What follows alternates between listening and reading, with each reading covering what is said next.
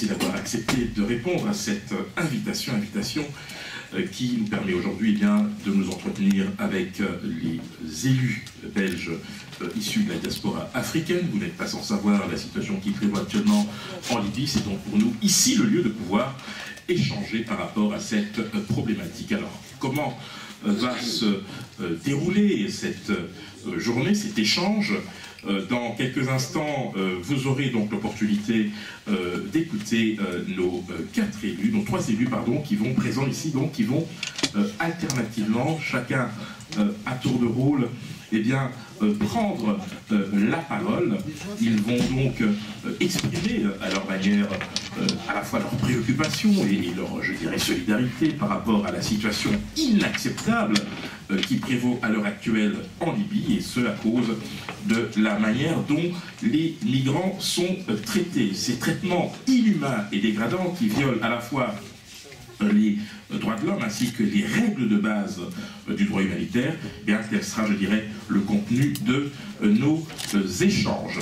Nous sommes bien évidemment très honorés de pouvoir accueillir ce matin le sénateur Bertin Mampaka. Nous sommes heureux également d'accueillir monsieur Pierre Compagnie, qui est député régional bruxellois, madame Fatoumata Sidibé, qui est également députée régionale bruxelloise, et monsieur Béa Diallo, qui est également présent et qui, lui, est également député régional bruxellois et échevin à la commune d'Ixelles. Avant de commencer, je vais donc m'acquitter d'un agréable devoir en me présentant à vous. Mon nom est Henri Désiré Dezé, je suis le vice-président de l'African Diaspora Network in Europe, qui est une organisation fêtière de la diaspora qui promeut à la fois la diaspora auprès des pouvoirs publics européens, mais surtout dans l'optique de les intégrer dans le processus décisionnel devant aboutir au développement du continent africain.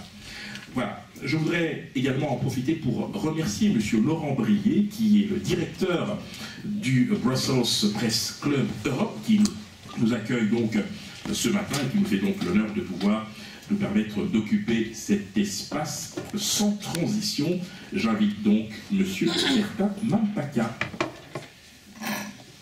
Merci. 1, 2, 3, on m'entend. Je suppose, les journalistes dans la salle habitués aux médias et au micro me diront si je suis audible. Donc merci beaucoup, Désiré, Henri Désiré Dezé, et à Oli Wagna de nous avoir tous réunis. Merci à mes collègues, mon demi-frère, je t'appelle bien mon demi-frère parce que je m'appelle aussi Diallo Kombéa, même si je n'ai pas la plaisanterie, à Pierre Compagnie, Fatoumata et tous les autres qui sont dans la salle d'avoir répondu à cette initiative qui était lancée par nos deux jeunes amis très, très mobilisés. Donc l'heure est assez grave. Nous allons nous partager une expression, un temps de parole, d'après ce que j'ai compris, Désiré, tu m'excuseras, j'ai été distrait, et qu'après nous allons être disponibles pour répondre à vos questions. Donc, mesdames et messieurs, c'est un jour triste et c'est avec un immense chagrin et douleur et avec beaucoup de révolte et d'indignation au cœur que, en tout cas moi à titre individuel et mes collègues certainement l'exprimeront avec les mêmes phrases, en tout cas en tant qu'élu et mandataire belge d'origine africaine vivant en Belgique, nous avons accepté de nous adresser à vous, surtout au regard des récents événements qui sont survenus en Libye.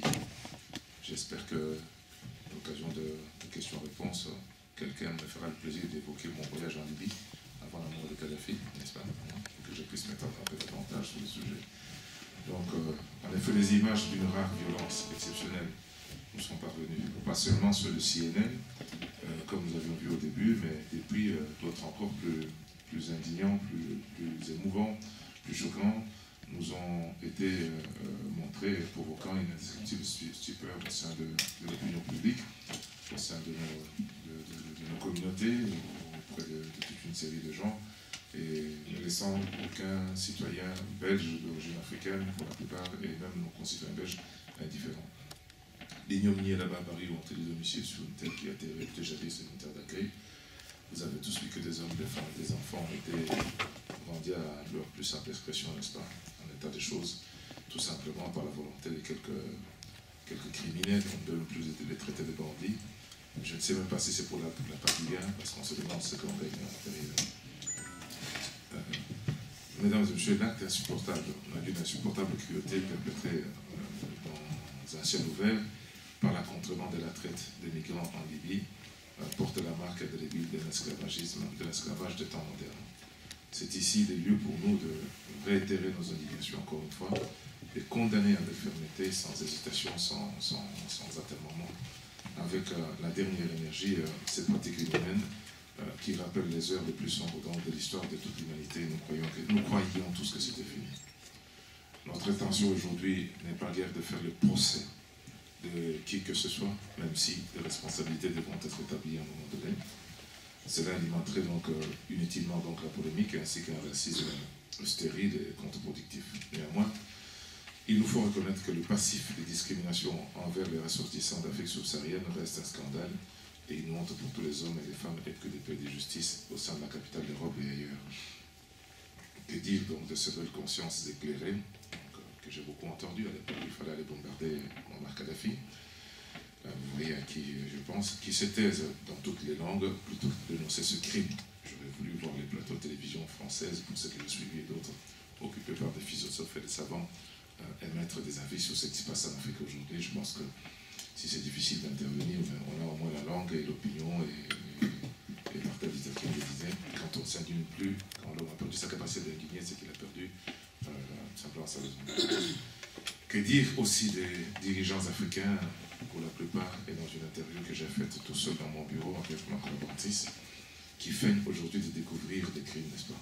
Et j'ai dit, jadis, à l'Interpol, suspecto, que ceux qui prétendent ne pas connaître ne sont pas bien informés. En tout cas, ils sont très mal entourés, ce qui justifie l'inefficacité de leur gouvernance chez eux.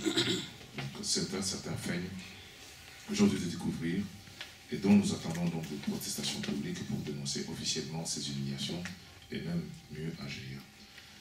La providentielle pression de leur opinion publique respective parvient à peine à les arracher donc, de leur inertie habituelle et caractéristique.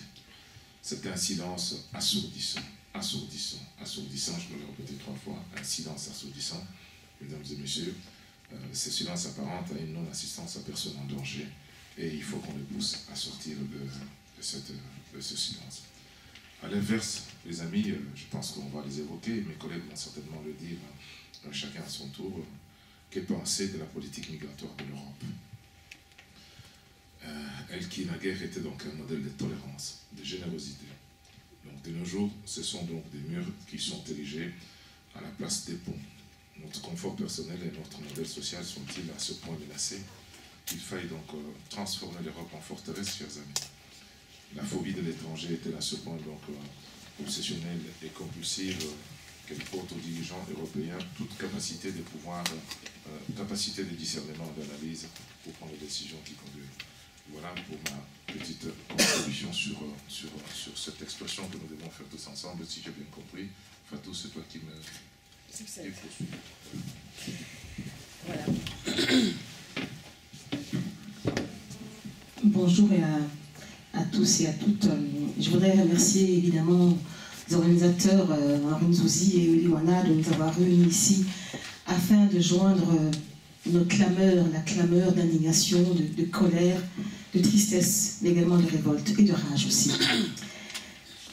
Et donc, pourquoi les dirigeants européens évitent-ils d'apprendre à la population européenne que le bien vivre socio-économique en Europe est fonction aussi d'exploitation de l'Afrique par les sociétés occidentales et autres? Une telle attitude de méfiance et de rejet de l'autre, au nom d'une improbable tranquillité des peuples européens, est indigne d'un continent porteur de valeurs universelles et de principes humanistes. Elle nous rend complices des bourreaux, alors même qu'il est notre devoir de défendre les victimes. Est-il utile de rappeler ici la responsabilité écrasante de l'Europe dans la faillite de l'État libyen et la déliquescence de la Libye? Ce pays, devenu une véritable zone de non-droit, est désormais livré aux pires excès. L'histoire, l'esclavage et les préjugés ont gravé dans la mémoire collective une image dégradante de l'homme noir. Nul ne peut nier cette évidence, sauf à être de mauvaise foi. De nos jours, nous ne comptons plus les plaintes pour les discriminations et les humiliations qui sont liées au racisme. Cette réalité est si flagrante qu'elle en devient affligeante des banalités. Nous en appelons donc à tous ceux et celles qui, comme nous, sont lassés du discours fataliste et défaitiste, qui n'en finit pas de sublimer l'impuissance de ceux qui ont le pouvoir d'agir. Ces fléaux n'ont que trop duré. Nous en appelons à l'esprit éclairé et à la conscience des intellectuels africains. Ils ont pour rôle de démystifier les choses qui semblent aller de soi. Nous les exhortons à faire preuve de pédagogie en faisant leur devoir d'intellectuels afin que l'humanité ne soit plus abolie chez les uns et reconnue chez les autres, dans l'inconscience et la négation totale de l'être humain. Vous l'aurez compris, le scandale d'esclavage des migrants en Libye ne doit pas nous faire oublier le cas emblématique de la Mauritanie où les militants anti-esclavagistes sont envoyés en prison au motif qui nuisent à l'image du pays.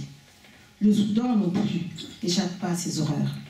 De ce qui précède, nous refusons catégoriquement que des êtres humains soient traités comme des chiens au nord du continent africain à cause de leur origine ou de leur couleur de peau. Doit-on se réjouir des souffrances des Arabes et des populations de culture de confession musulmane qui subissent les discriminations en Europe? Il n'en est pas question. Partout où l'humain souffre, il est de notre responsabilité de protester avec force et conviction. Monsieur Compagnie. Merci bien, Fatou. C'est vraiment avec tristesse. Allô? Il faut l'allumer. Allô? C'est vraiment avec tristesse et beaucoup d'émoi que nous pouvons nous présenter ici pour parler de l'Afrique. L'Afrique dans des conditions absolument inhumaines. Absolument inhumaines.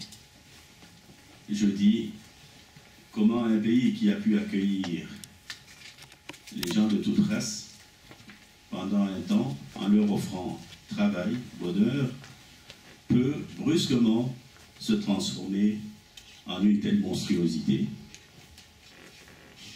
Alors, pour ceux qui se rappellent de Georges Brassens, qui n'est plus, je dis toujours,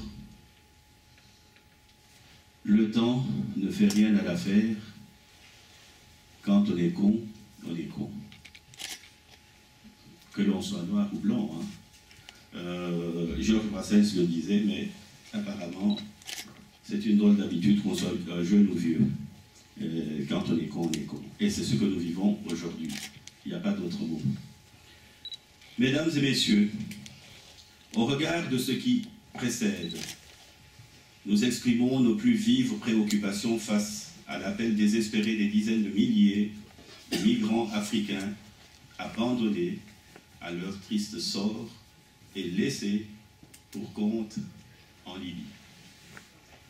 Il va de notre intelligence qu'ensemble, Européens, Africains et le reste du monde, luttions contre la déshumanisation en ces temps d'hypercommunication. Les fils et filles d'Afrique, ceux qui sont passés clandestinement et continuent d'être exploités, ont pris la route de l'enfer des migrations clandestines en raison d'une cruelle absence de perspective, d'un profond désespoir créé par les inégalités, le chômage endémique et le manque d'opportunités, sans compter ceux et celles qui ont échappé aux enfers des guerres. À ces causes profondes s'ajoute la mauvaise gouvernance, ainsi que le caractère autoritaire, voire répressif, de certains régimes qui créent par leur fonctionnement, un fonctionnement erratique, les conditions d'une détresse humaine à nul autre pareil.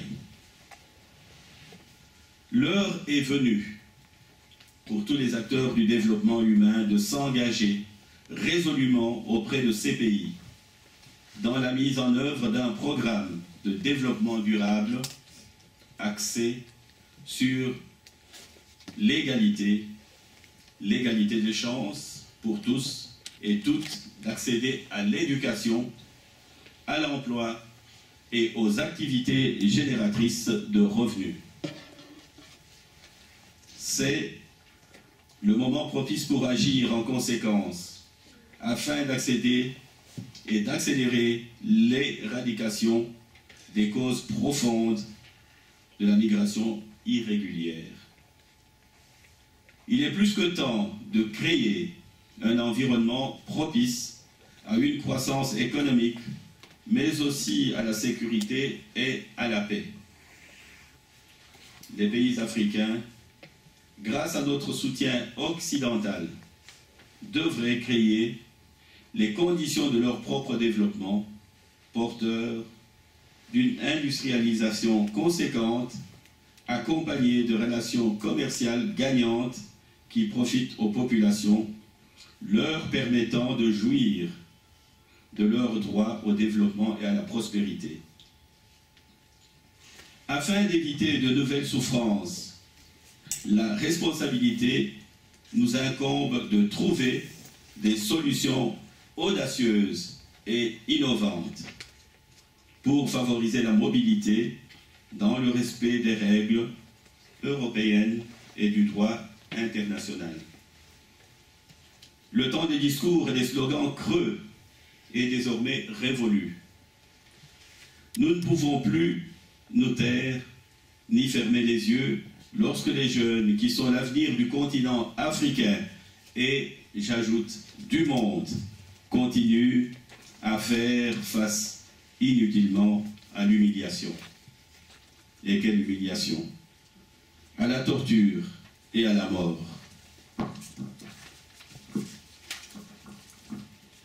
Je passe le relais à mon jeune et un homme qui a fait beaucoup de choses pour les jeunes.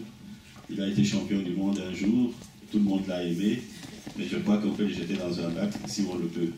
Je vous passe Béa Diallo. Merci.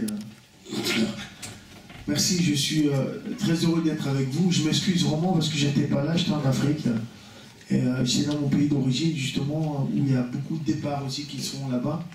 Et j'étais allé faire des conférences dans des universités. Je suis surtout allé voir une jeunesse complètement désespérée et qui est prêt à quitter le continent. Et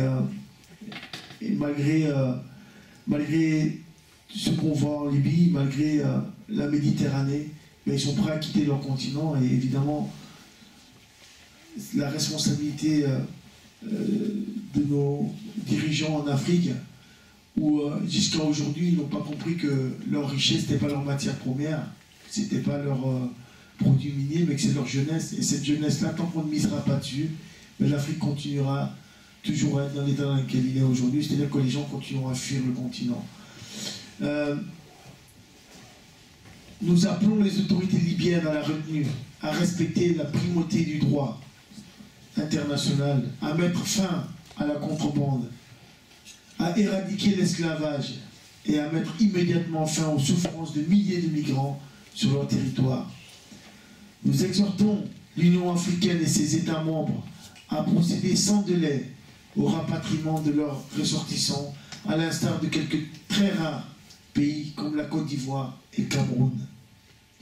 À l'Union européenne et ses États membres, nous demandons instamment de prendre toute la mesure du drame qui se joue en Libye, de réanalyser sa politique migratoire, de suspendre immédiatement toutes les subventions accordées aux pays dirigeants et aux dirigeants libyens dans le cadre des accords passés pour la rétention effectivement du flux des migrations, de prendre des condamnations et sanctions sévères à l'encontre des dirigeants libyens. Il est de la responsabilité des 28 de ne pas faire des migrants les boucs émissaires de décisions hasardeuses dictées par l'émotion.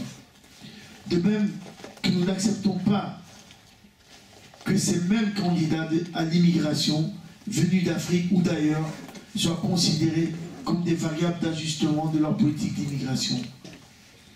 Aux Nations Unies et à l'ensemble de la communauté internationale, nous réclamons l'adoption de sanctions et la prise effective des mesures pour mettre fin à la déshumanisation de ces migrants.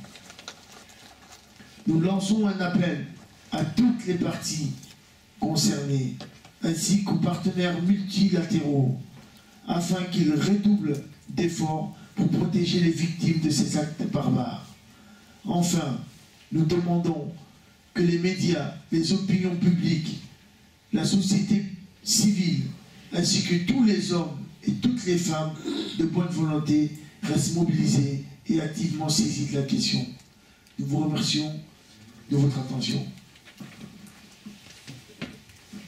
Infiniment Bertin Malpaca, merci infiniment Pierre Compagnie, Fatoumata Sidibé pour avoir partagé cette indignation. Nous allons à présent entrer dans le vif du sujet avec le débat, avec l'échange avec la presse. Je vais donc demander aux médias représentés ici de bien vouloir d'abord se présenter, bien évidemment, les journalistes, décliner le nom du média en question et surtout de désigner la personne à qui vous posez la question.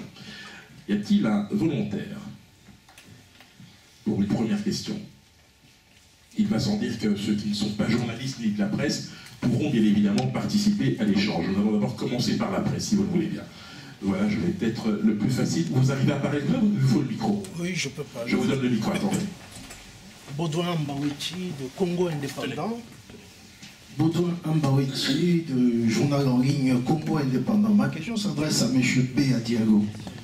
Vous avez dit qu'il faut que la communauté internationale prenne des sanctions à l'égard des autorités libyennes.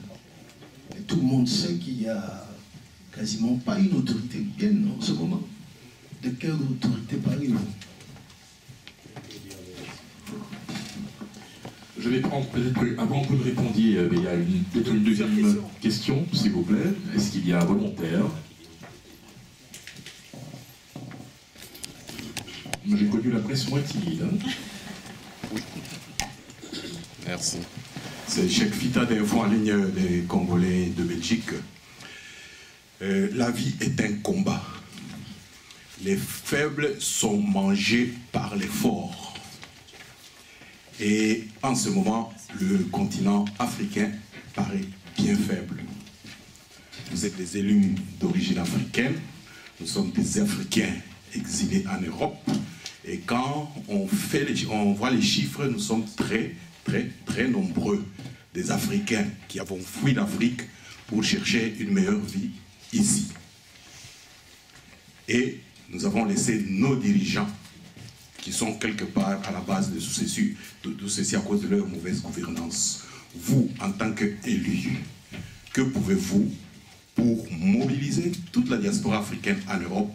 Mobiliser, ça veut dire les énergies humaines, l'argent, de telle sorte que si nous sommes forts, on peut avoir voix au chapitre dans nos pays d'origine. Merci.